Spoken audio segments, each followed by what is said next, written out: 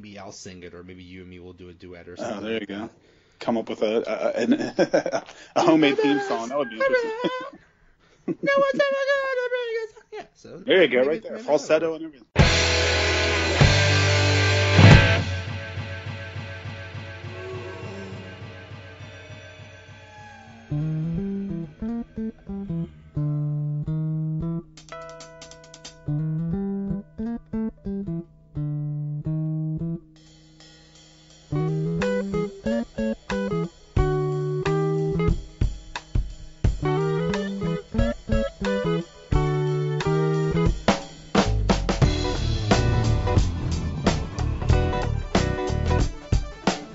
Welcome to the very first midweek episode of the Donut Bag. How you doing? We have a great episode today. I talked to Mark Hagelauer about the worst losses in Steelers history. I talked to Coach Warzu about Week 2 in the NFL. I talked to Paul from PaulySleepers.com about fantasy football and DFS. And I preview the Chiefs-Steelers game with Isaac Deer and Talon Graff. So let's get this show on the road. Okay, now for our segment where we pick the best of something. And this is a first. This will be sports-related. So on the midweek version of the midweek episodes, we will do a sports-related best of. And I think I'm going to call it the best because my next guest, Mark Hagelauer, has been bugging me to use the song "The Best Around" from the Karate Kid, and I don't know if I'm allowed to. I don't know if I'm allowed to use other songs, but I want to take because I don't know if it's either between simply the best or the best around. I just want to take like a bunch of clips of songs saying the best and put it in there, but I don't know if I'm allowed to do that. I'll have to check. But anyway, I think the whole idea is like it's so many seconds of a song. I think it's 30 seconds or something like that. I don't know. I don't even know if it's that. I don't even know if it's even if it isn't. You could be like play like just the chorus. You know what I mean? And then that's it. Yeah, and then you're like, yeah. Or maybe I'll just maybe I'll sing it, or maybe you and me will do a duet or something. Oh, there you go. Come up with a homemade theme song. That would be interesting. No one's ever gonna bring us. Yeah, so there you go, right there. Falsetto and everything. Yeah, okay. So yeah, we'll do. Usually on Sunday nights we'll do the non-sports related poll, and in the midweek we'll do a sports related poll. So this was Mark's idea because the Steelers not winning on Sunday against the Browns. The poll will be worst Steeler losses in history. Such a fun one to since we're all depressed anyway, and since the ties, we basically in Pittsburgh consider the tie a loss. So yes. Okay, so I don't even know how many we're gonna do. I have think about 10 or so, but anyway, how many do you have? I have 10 or 12. I pretty much ranked like the top 5, and then the rest, just are kind of like idea. They could be swapped around, but. I have about that many, so. All right. I'll bet we probably have the same ones. I mean, there's only so many. But, okay, let's see what you got. All right. Well, to celebrate this week's loss, tie, whatever you want to say, I put that as one of them just because it was so sloppy and it was the Browns. They couldn't even pull out a field goal at the end to beat them in such a crappy game. Okay. And then, another one I have is the another Browns loss, the one in '89, the 51-0 shellacking. Yep. I don't know if you remember that one, but that was hard to forget. That was a team with Bubby, I believe, and Merrill Hodge. Yeah, Bubby. And I believe they ended up making the playoffs. That's the funny thing. But that was lost them and then the Bengals 2 weeks in a row. Like I think the other one was like 41-3 or something. Yeah. And they still somehow made a wild card. I wonder if was that the year they beat Houston.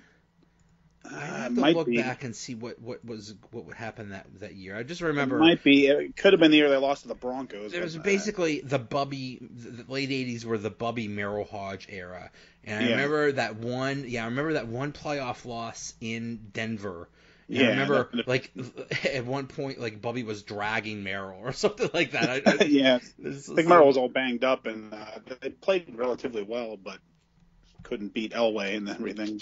Right, yeah. Understandable. That wasn't going to happen. That wasn't going to happen. Yeah, that's why when people complain about Ben Roethlisberger, it's like, do you know what we lived through? We lived through Mark Malone, Bubby Brister, Todd Blackledge, David Woodley, Cliff Cordell, Cliff Stout, Jim Miller for, I think, one game, Mike Tomczak, Neil O'Donnell. Yeah, Neil O'Donnell was like... He was pretty good for a couple of years, but... compared to some people, he was... Oh, yeah. I'll bet Neil O'Donnell's going to appear on this list somewhere. Yeah. Anyway, who else you got? All right, and then I have, let's see, last year's Jacksonville loss in the regular season, because I had to sit through that, and it was crappy weather. You were there. I was there, and I usually go with my dad to a couple games a year, and I took him to that one. He's like, thanks a lot. And we're walking out, we were leaving, and we looked up at the screen, and that's when Fournette had that 90-yard run or whatever it was, and we were just like shaking our heads like, oh, God. The thing about that game is, all the defense had to do was be just bad. Decent. If they were just a little bit better, that would have been one of the greatest comeback. I mean, the Steelers put up 42 points on them. Yeah. All they needed to do was be just. But I mean, the Jacksonville just went up and down the field at will. There was no resistance at all. It was the craziest thing. It was the strangest thing because it was like first quarter was bad, fourth quarter was bad, but in between they kind of did enough to catch up. Yeah. Like they were just good enough to catch up, and then they had like, gosh, I don't remember what play it was, but they looked like they were going to maybe tie them or take the lead, and then Jacksonville had that one deep pass that was like misplayed and got them into then Fournette probably ran for a touchdown, but that was brutal. Yeah. It wasn't the offense at all in that game. I mean, they tore it up. Yeah. Yeah, but just God, yeah, that one hurt. Okay, what else you got? And then these are some of them are relatively new. Last year's Jesse James New England loss, the Jesse James catch. That was fun. Another fun one to be at. The Jesse Craziness. James game, and if the Steelers won that, they would have been the number one seed. Oh yeah, they would have destroyed Tennessee in the first round, and then. I guess Jacksonville would have played New England. And who knows? In that first game, you never know what can happen off of a bye. Right. And then...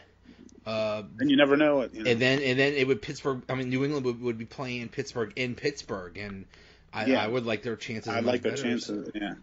Yeah, that was just the importance of that game and how crazy it was, especially the ending, because they basically dominated like maybe a little over three and a half quarters or something, and then... Then the New England started. They started to play safe defense, and New England started finding Gronkowski, and it was all over. Oh yeah. Oh, we don't need to cover Gronk, or let's just cover him the same way we usually do. Let's sit back and give one of the best quarterbacks all day. Brady's like, thank you. Yeah, right. It's crazy. And then so let's see here. Get back to. Okay, and then the next one I have is the 2012 wild card versus the Broncos, the Tebow in overtime. Oh. Getting T-bowed was not fun. Man, that hurt. Yeah, because that was... Man, that hurt. That was another one. They were heavily favored because of Tebow. I mean, Broncos' defense was maybe number one that year. But all they had to do was stop Tebow, and they couldn't stop Tebow. That hurt so much. Man. I mean, and it was funny because watching that game, they just sat back. They didn't think Tebow was going to do what Tebow did. Tebow turned into Elway somehow and was like picking him apart where he wasn't doing that like all year until that game. Well, I disagree. I think Tebow was just got lucky on that one play. But the Steelers had so little respect for him and his passing ability that they just loaded up on the run every single time. And that's sort of what I meant. Yeah, they weren't playing the pass. They were just. That's kind of what I meant, not necessarily sitting back, but just stop the run and that's it, and don't give him any respect because he didn't earn it. And I can't believe Ike Taylor didn't catch. Yeah, that's when okay, Ike's lost a step or two or three. Yeah. All right, what else you got? All right, And then the 1997 AFC Championship game versus the Broncos at Heinz Field. The Cordell interception late. What's that idiot? What's his name? Romanowski. Yeah, Romanowski. Doing that, showing him up. I hated him so much.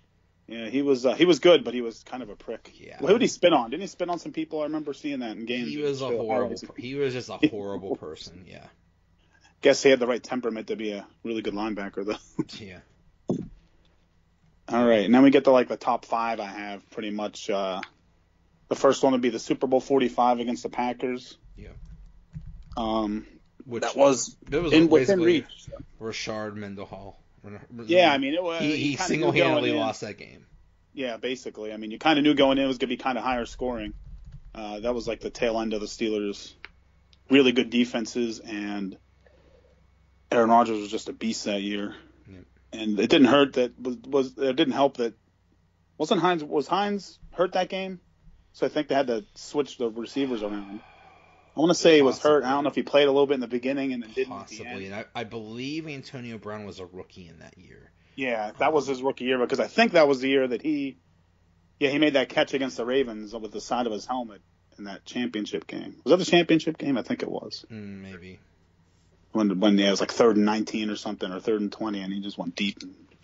But that was one thing I remember hearing about that game. Chris Collinsworth was everyone's favorite, was on DVE talking about that. And I think on that last interception that Ben threw, I think it was on the last drive, he might have thrown an interception. He said that Mike Wallace ran like a seam route and no one was near him. And if he would have been able to pump fake that and catch that, he said he'd still be running. Yeah. And I don't remember seeing that on the replay, but I remember hearing that and I'm like, oh man. Well, it's one of those things that makes you think. You're like, that makes sense because that's the only route Mike Wallace knew. Yeah, that's true. That's true. He was good at catching it that year. Yeah. All right, let's see. And then my fourth would be the 2004 Patriots AFC Championship game. I believe that's the second of the Spygate games that I have listed here. Yeah. That was, what was that? Score was high. That was like 40 to 35 or something like that. It was pretty high scoring. I don't even remember. Then the next one, number 3, I'd have that Cowboys Super Bowl 30 loss. Yeah. Good old O'Donnell peeks his head up. Yeah, that was makes his debut, and the surprise onside. Come on, we should be celebrating one of the ballsiest moves in the Super Bowl. And that actually worked, didn't it? Yeah, it worked. They got it, and then I don't know if we scored on that drive or not. I think we did, and then that kind of got them into it. And the Steelers defense started doing well until the interception, and after that they got all the momentum back and kind of took over the game. All righty, number 2, I have the 2001 AFC Championship game versus the Patriots. At good old, was that Heinz Field then? Yeah, it was Heinz Field. Yeah. The first year of Heinz. That was the first. Yeah, I think that was the first year.